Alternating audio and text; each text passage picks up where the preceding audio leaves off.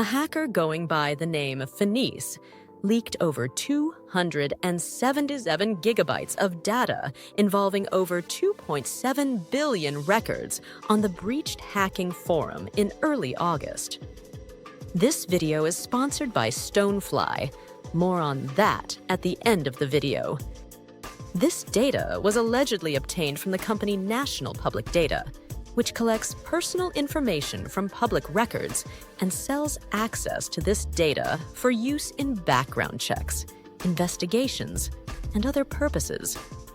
National Public Data is believed to scrape information like names, addresses, dates of birth, and social security numbers from sources like property records, voter registrations, and other publicly available documents.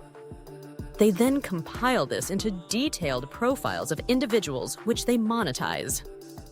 However, it seems their security practices left a lot to be desired. The data leaked online contained an astonishing 2.7 billion records in unencrypted plaintext files. To put that number in perspective, that's more data than the entire populations of the United States, United Kingdom, and Canada combined. However, it's important to note that a single person would have multiple records included, as it contained all known addresses associated with each individual. Still, this mass scale of information being exposed publicly is extremely concerning. Each record leaked included a person's full name, their social security number, and all physical addresses tied to them in the National Public Data Archive, both current and historical locations. Some records even contained additional details like possible past aliases. So in summary, we have over 2.7 billion sets of people's personally identifiable information out in the open for anyone to see, with no security or encryption. This level of exposure could enable all sorts of malicious behavior by cybercriminals.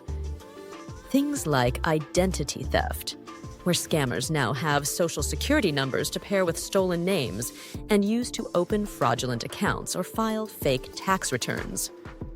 It also gives them ammunition for well-crafted phishing emails or texts pretending to be from banks or government agencies as a way to trick people into giving up even more of their details. Unfortunately, even monitoring your credit closely might not prevent all fraud either.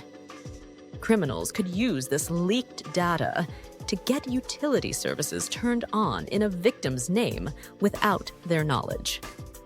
Or get a victim's mail and packages sent to a different address to intercept identity documents before the person is aware.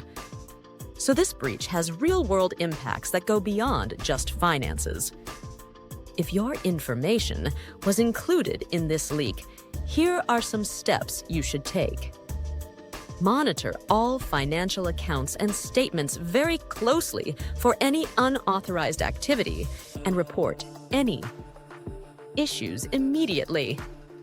Be cautious of unsolicited emails, calls, or texts asking for personal details, and verify contact is truly from who they say before providing info.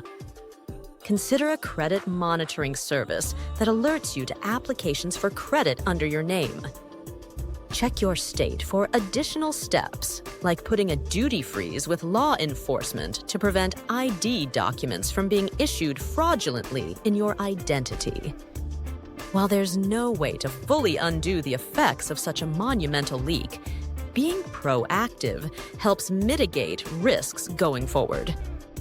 This is why we have partnered with Stonefly to offer daily security review subscribers a special promo on Stonefly backup and disaster recovery solutions.